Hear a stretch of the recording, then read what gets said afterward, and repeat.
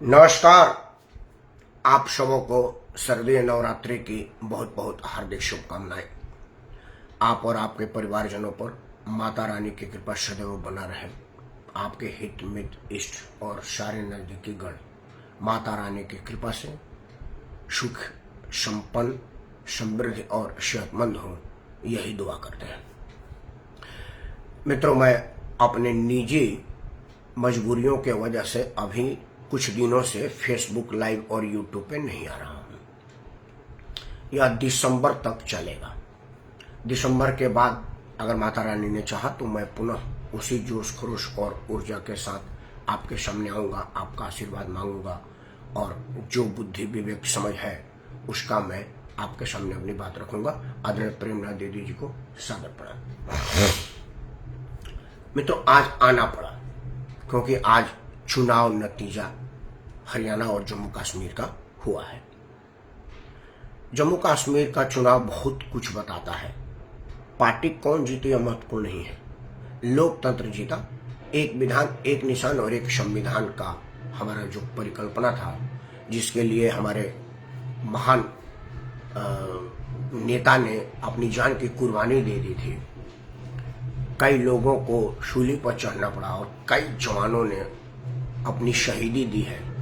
वह आज सब एक विधान, एक निशान और एक संविधान के वजह से साबित हुआ और हरियाणा, जम्मू कश्मीर में शांतिपूर्ण मतदान हुआ। कौन पार्टी जीता यह महत्वपूर्ण नहीं है, लोकतंत्र जीता और भारत का संविधान जीता। जम्मू कश्मीर के तमाम मतदाताओं को मेरा बहुत बहुत धन्यवाद, बहुत बहुत प्रणाम। आपका खैर मकदम है जनाब। इसी तरह से लोकतंत्र के दीपक जलाए रखिए और भारत के उस अंतिम छोर को, भारत के उस मस्तक को ऊंचा उठाए रखिए। यह अब साबित हो चुका है। आदरणीय प्रेमनाथ दीदी जी, मेरे कुछ निजी कारण है, आपको पता है। बिटिया की शादी में मैं व्यस्त हूँ, तो इस वजह से समय नहीं निकाल पा रहा हूँ। लेकिन आप लोगों का आशीर्वाद से जब वो संपन्न हो जाएगा तो पुनः आएंगे। लेकिन आपका आशीर्वाद बना रहे, यह जरूर मैं चाहूंगा। खैर, हरियाणा के चुनाव से जो मुझे बहुत खुशी मिली वो मैं आपके सामने रखता हूं, क्योंकि जिस दिन से मुझे लोकतंत्र की समझ आई है, राजनीति समझने की सलाहियत आई है, उस दिन से मैं एक ही बात की मांग करता रहा हूं, एक ही बात की इच्छा चाहता हूं कि इस देश में परिवारवादी पार्टियों का समाप्ति हो जाए। जम्मू कश्मीर और हरियाणा दो राज्य में चुनाव हुए। जम्मू कश्मीर को अगर छोड़ दिया जाए, क्योंकि वहां तो लोकतंत्र पर प्रश्न लगा था, क्योंकि कहा गया था कि 370-35 हटेगी तो वहां झंडा उठाने वाला कोई नहीं मिलेगा, तो हम उसको फिलहाल हटा देते हैं, क्योंकि वहां का विजय संविधान का विजय है। एक विधान, एक निशान और एक संविधान का विजय है। हरियाणा के चुनाव से एक बात जो मेरी मंशा थी, परिवारवादी पार्टियों का खात्मा, वह होता हुआ नजर आ रहा है। क्योंकि जो परिवारवादी पार्टी है, प्रकाश चौटाला की पार्टी, बंसीलाल की पार्टी, भजनलाल की पार्टी, देवीलाल की पार्टी, वो तीनों लालों के पार्टी ने कुछ नहीं किया। और कांग्रेस और भाजपा दो ही चुनाव में दिखी। और यह पूरे देश भर में अगर हो जाता है तो मैं समझता हूं कि यह बहुत बढ़िया बात होगा। क्योंकि जो परिवारवादी पार्टियां होती है वो जातीय विद्वेष फैला करके समाज में चुनाव लड़ती हैं और अपने जाति के लिए कुछ नहीं करती। यह बात ध्यान देने वाली बात है। लोगों को लगता है कि जातीय राजनीति में लोग इन्वॉल्व हैं और उससे जाति को उत्थान हो रहा है, तो आप गलत हैं। मैं यूपी और बिहार दो जगह से मेरा संबंध है, क्योंकि मैं यूपी का रहने वाला हूं और बिहार के पूजनीय माता जी ने हमको जन्म दिया है। तो यूपी और बिहार दो राज्यों का एहसान मुझ पर है। इन दो राज्यों को उदाहरण दूं तो इधर मुलायम परिवार, उधर लालू परिवार अपने ही परिवार के लोगों को रेवड़ी बांटते रहे। पूरे यूपी बिहार का हिरान में कोई ऐसा आदमी नहीं मिला जिसको मुलायम सिंह यादव मुख्यमंत्री के दावेदार बना सके या लालू प्रसाद नेता साबित कर सके, नेता बना सके। यह चिंता का विषय है। इसीलिए मैं कहता हूं कि ये जातीय पार्टी नहीं है, क्षेत्रीय पार्टी नहीं है, परिवारवादी पार्टियां हैं। जहां जहां परिवारवादी पार्टी है वो अपने परिवार का बढ़ाती है। जात का नाम रखती जरूर है, लेकिन जाति का उत्थान उससे नहीं होता है। और अगर ये परिवारवादी पार्टियों का खात्मा हो जाएगा तो लोकतंत्र मजबूत होगा। क्योंकि जितने घोटाले, जितने करप्शन और जितने गलत काम होते हैं ना, वो सारे सारे आप देखेंगे ना तो परिवारवादी पार्टियों के इर्द गिर्द ही घूमता रहता है। जितने घोटाले हुए ना, बड़े बड़े राजनीतिक दल के वाले लोग भी घोटालों में मतलब विषय समय नहीं है, लेकिन परिवारवादी पार्टियां सिर्फ घोटाला करते हैं, काम नहीं करती और जाति विद्वेष फैलाती हैं, धर्म का विद्वेष फैलाती हैं, क्षेत्र का विद्वेष फैलाती हैं और इसमें कुछ सीटें निकाल लेने में सफल हो जाती हैं, जो हरियाणा में नहीं हुआ। मैं बहुत खुश हूं और प्रार्थना करता हूं कि हे महावीर जी, हे माता रानी, यह बात आजीवन चलता रहे। 2 पार्टियां रहे, 3 पार्टियां रहे, 4 पार्टियां रहे, लेकिन राष्ट्रीय पार्टी ही पूरे देश में रहे, तभी जाकर के लोकतंत्र मजबूत होगा, देश का कल्याण होगा। अब आते हैं कि परिणाम। देखिए, परिणाम पर आप दिन भर टीवी पर समीक्षा सुने होंगे, मैं उसमें क्या कहूं। दिन भर तो सवेरे 8 बजे से या 9 बजे से या 7 बजे से या 5 बजे, जितना बजे आप सवेरे उठे होंगे, तब से अभी तक जब आप टीवी बंद किए होंगे तब तक सिर्फ यही आया। तो मैं उसमें अलग क्या कहूं। 2 बातें मैं कहूंगा, थोड़ी देर में अपनी बात समाप्त करूंगा। देखिए, लीडर का मतलब होता है लीड, पहले लीड बना है तब जाकर के ईआर लगा उसमें। मतलब आप अगर फ्रंट से लीड नहीं करेंगे तो लीडर किस बात का। 2 पार्टियों ने हरियाणा में विजय प्राप्त किया। मैं कहता हूं दोनों जीती हैं, कांग्रेस भी जीती है, भाजपा जीती है। सिर्फ यह है कि सरकार भाजपा बनाएगी, एक यही अंतर है कि भाजपा सरकार बनाने दोनों की जीत हासिल हुई। तो मैं दोनों पर बात करता हूं। अभी आज से 127 दिन पहले भारतीय जनता पार्टी बुरी तरह से हारी थी। सरकार एनडीए ने बनाया, नेता नरेंद्र मोदी घोषित थे पहले से ही, तो नरेंद्र मोदी प्रधानमंत्री, लेकिन भाजपा अपेक्षा से बहुत कम, मैं तो उसको हार कहूंगा। लेकिन अंतर क्या है भाजपा में और कांग्रेस में। जब भाजपा की हार हुई, एनडीए का विजय हुआ, नरेंद्र मोदी अपने राष्ट्रीय कार्यालय पर गए और कार्यकर्ताओं का खैर मकदम किया और उनका हौसला बढ़ाया और कहा कि नहीं, आपने प्रयास बहुत किया था, कुछ कमियां रह गई होंगी, उसको हम आगे शुरू दुरुस्त कर लेंगे। और ठीक 127 दिन बाद आज वह साबित हुआ, जो प्रोपेगेंडा फैलाया गया था, जो चीजें आगे बताई गई थी, मिसलीड की गई थी, वो सबको धत्ता बताते हुए आज विजय प्राप्त हुआ है हरियाणा में। ना तो यहां पर कोई संविधान खतरे में था, ना जवान खतरे में था, ना पहलवान खतरे में था, ना ही कोई और खतरे में था। चुनाव परिणाम आपके सामने है। उसके उलट क्या हुआ, कांग्रेस पार्टी के नेता अध्यक्ष मल्लिकार्जुन खड़गे कार्यालय में नहीं दिखे, उनका कोई हैसियत नहीं, उनको बनाया गया है कि आप अध्यक्ष हो। नेता राहुल गांधी हैं, 72वें चुनाव उनके नेतृत्व में हारी है पार्टी, समझ लीजिए। 3 चुनाव और हार जाते हैं तो रजत जयंती, हीरक जयंती, कौन सा जयंती और मनाया जाएगा, वो जुबली मनाया जाएगा। आज राजीव गांधी के पुत्र राहुल गांधी सुना है विदेश में है, आज उनको पार्टी मुख्यालय में होना चाहिए था। आज पार्टी मुख्यालय में होते हो कहते कि मुझे बड़ी खुशी है कि आप लोगों ने सिर्फ 10 सीटें ही अंतर लाए हैं, आपका बहुत बहुत खैर मकदम है, बहुत बहुत धन्यवाद है, बड़ा आभार है, आप आभार के लायक है, आप बधाई के पात्र हैं। तब जाकर के कार्यकर्ता का मनोबल बढ़ता। कार्यकर्ता को जीत में बेशक उसका नेता सामने ना हो, लेकिन हार में जरूर हो, क्योंकि कंधा चाहिए रोने के लिए, नेता का हाथ पीठ पर चाहिए थपथपाने के लिए कि तुमने बहुत बढ़िया किया। यही भाजपा और कांग्रेस में है अंतर, इसीलिए भाजपा जीती है और कांग्रेस हारी है। दूसरा, कैरेक्टर का अंतर। राहुल गांधी 72 चुनाव क्यों हारे? सवाल यह है कि क्या राहुल गांधी नेता है, कोई उनको नेता मानता है? मैं तो समझता हूं कि नहीं मानता। 2-3 उदाहरण आपको दे देता हूं। मध्य प्रदेश में चुनाव था, लगा कि शिवराज चौहान को हारने के बाद, हटाने के बाद भाजपा वहां से हार जाएगी। हम सब भी कई बार टीवी बोले थे कि शिवराज चौहान फर्क पड़ेंगे, मैटर है वहां पर, क्योंकि शिवराज चौहान के विरुद्ध वहां पर कोई एंटी इनकम्बेंसी नहीं थी, ना ही वहां पूरे मध्य प्रदेश में शिवराज चौहान के विरुद्ध कोई हवा था, कोई लहर था, कोई विरोध था। उनको हटा करके नरेंद्र मोदी ने गलत किया है। लेकिन इतनी बड़ी मौके को कांग्रेस के नेता राहुल गांधी भुला नहीं पाए। वो दिग्विजय सिंह, कमलनाथ और अर्जुन सिंह के बेटा में ज्योतिरादित्य सिंधिया, जो कि उनके साथ तब उनके साथ थे, में समझौता ही नहीं करा सके और वहां यही नहीं बता सके कि वहां कौन नेता होगा, ना तो उसको दबा सके, ना ही उसके बीच कोई समन्वय से बना सके। नतीजा क्या हुआ कि हाथ में आई हुई थाली वापस पुनः भाजपा के पास आ गई।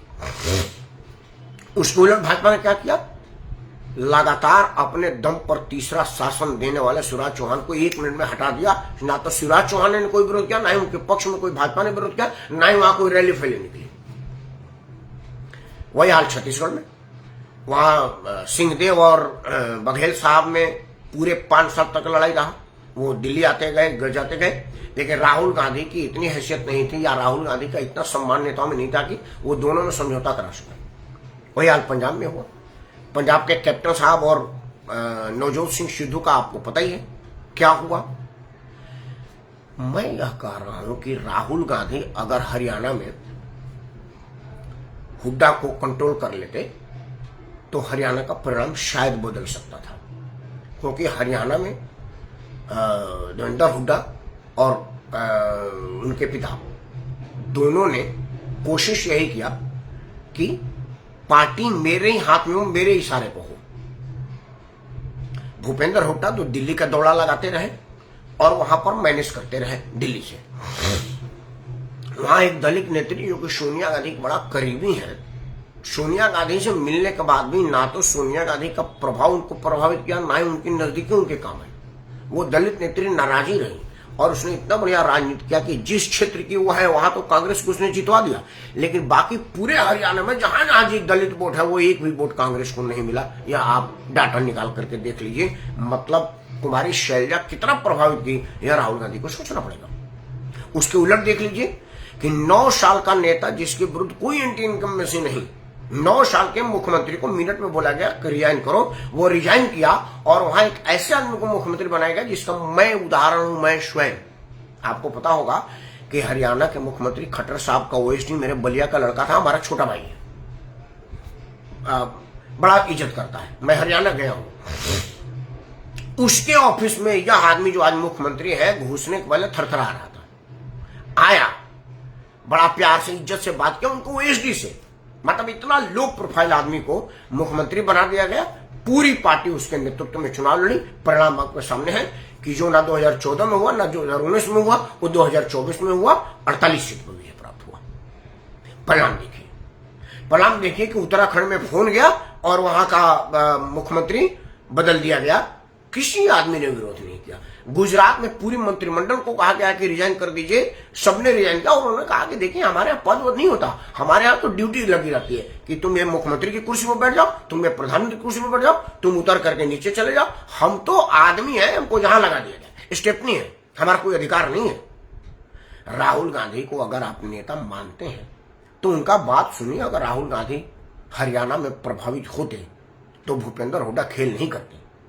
राजीव गांधी के पुत्र राहुल गांधी की इच्छा थी कि हरियाणा में आम आदमी पार्टी और पार्टियों से समझौता किया जाए, लेकिन भूपेंद्र उनको बरगलाते रहे और सुना नहीं। अपने कांग्रेस के लोगों को, वीरेंद्र को उन्होंने कोई अटेंड नहीं किया, कुमारी शैलजा को अटेंड नहीं किया और जो फैक्टर थे उनको कोई अटेंड नहीं किया, तो और क्या करेंगे। परिणाम क्या है, कांग्रेस बिहार, राहुल की बहत्तर बिहार। राहुल गांधी को इस विषय में विचार करना पड़ेगा। देश वाला तो विचार कर ही रहा है। वीडियो लंबा नहीं करूंगा, बहुत दिन से नहीं आया हूं, बाद में लोगों को यूट्यूब पर परेशानी होती है, लेकिन यह परिणाम मेरे को 2 चीजों की तरफ इशारा कर रहा है। पहला, ईश्वर करे कि परिवारवादी पार्टियों का इसी तरह से अंत तुरंत हो जाए और राष्ट्रीय पार्टियां राज करें जैसे हरियाणा में हुआ है। ईश्वर करे कि लोकतंत्र जिस तरह से जम्मू कश्मीर में मजबूत हुआ है उसी तरह से मजबूती पूरे देश में हो। और अंत में, कभी कभी अपने विरोधियों से भी सीखनी चाहिए। राजीव गांधी के पुत्र राहुल गांधी को मैं सलाह, मैं बार बार राजीव गांधी का पुत्र इसलिए कह रहा हूं क्योंकि राहुल गांधी है राजीव गांधी के पुत्र, उनका अपना कुछ व्यक्तित्व है ही नहीं, कि नरेंद्र मोदी हार में जीत में दोनों ही स्थिति में उतनी जोशो खरोश अपने कार्यकर्ताओं से मिलते थे। आज भी भाजपा मुख्यालय गए थे और वही बात अपने लोगों को बोला कि है आपकी जीत है, आपकी वजह से जीत है, लोकतंत्र की जीत है। उन्होंने सबसे पहले जम्मू कश्मीर के मतदाताओं का धन्यवाद देकर कहा, जो कि वहां हार गए, हालांकि वहां भाजपा दूसरे नंबर पे है, वो अलग बात है, लेकिन फिर भी सत्ता नहीं आई। लेकिन उन्होंने कहा कि नहीं, लोकतंत्र जीता है। मैं दावे के साथ कह सकता हूँ हरियाणा में वो हारे होते ना, तब भी अपने कार्यकर्ताओं से मिलते और कहते कि आपने मेहनत किया, परिणाम है, जनता का आदेश है, आया गया, कोई बात नहीं, आगे इससे भी ज्यादा मेहनत करेंगे और फिर से सत्ता में आएंगे। तो उसका कार्यकर्ता जोशो खरोश से आगे जाता। राहुल गांधी को यह सीखनी चाहिए, या कांग्रेस के लोगों को यह हिम्मत करनी चाहिए कि कह दीजिए कि अब बहुत हुआ, अब आप आराम करिए। वैसे भी अब आप आराम के लायक हो गए हैं। इस देश में आपने बहुत कुछ किया है, लगातार 72वीं हार दी है। अब हार की सेंचुरी लगाने से पहले छोड़िए, हमें कांग्रेस में और नेतृत्व को खोजने दीजिए। मल्लिकार्जुन खड़गे को अध्यक्ष बनाने से कुछ नहीं होगा, उनको अध्यक्षीय हैसियत दीजिए, जो कि कांग्रेस में नहीं होता। मुझे याद है, मेरे आंखों के सामने मैं प्रणब मुखर्जी साहब के घर बैठा हुआ था और शशि थरूर का मामला चल रहा था, वो कई करोड़ की गर्लफ्रेंड वाला, वो आपको पता ही होगा। तो उनसे मंत्रिमंडल वापस मांगा जा रहा था, तो वो मनमोहन सिंह का नहीं कहते, प्रणब मुखर्जी क्या कहते। तब मैं प्रणब मुखर्जी के घर में था। वो जो विजुअल वहां दिखाया गया तो उसमें मेरी तस्वीरें आई हैं, वो स्टोर यूट्यूब पर मिल जाएंगे। मैं साक्षात दिख रहा हूँ वहां पर, मैं हूँ वहां पर। शशि थरूर से मेरे वैसे मेरी भी ठीक ठाक बातचीत है, बड़े बड़े बढ़िया आदमी है शशि थरूर में। इतने बड़े आदमी में बहुत विनम्रता है। तो प्रणब मुखर्जी क्या गया और प्रणब दादा ने कहा कि आप रिजाइन करिए, बाकी हम बाद में बात करेंगे। 1.5 मिनट भी नहीं लगा प्रणब दादा को। मतलब मनमोहन सिंह प्रधानमंत्री थे और प्रणब मुखर्जी को जाकर अपनी बात रख रहे थे और प्रणब मुखर्जी कहा कि आप रिजाइन करिए। यह कांग्रेस में होता रहा है, अध्यक्ष कोई है, पावर किसी के पास है, चला कोई रहा है, चल किसी का रहा है। यह ऐसा नहीं होगा, चले उसी का जिसका दिख रहा है। कांग्रेस में आप कह सकते हैं कि नरेंद्र मोदी और अमित शाह की जोड़ी आतताई है, लेकिन लोकतंत्र लाठी से ही चलता है, लॉलीपॉप देने से नहीं चलता, लबोलुबा करने से नहीं चलता। यह बात जाने। चुनाव में भाग लेने वाले तमाम कर्मी, चुनाव अधिकारी, कर्मचारी और मतदाताओं को मैं एक बार पुनः धन्यवाद के साथ आप सबको प्रणाम करता हूं। लोकतंत्र के विजय उत्सव पर मेरे तरफ से आज इतना ही। फिर कब मैं आऊंगा यह कह नहीं सकता।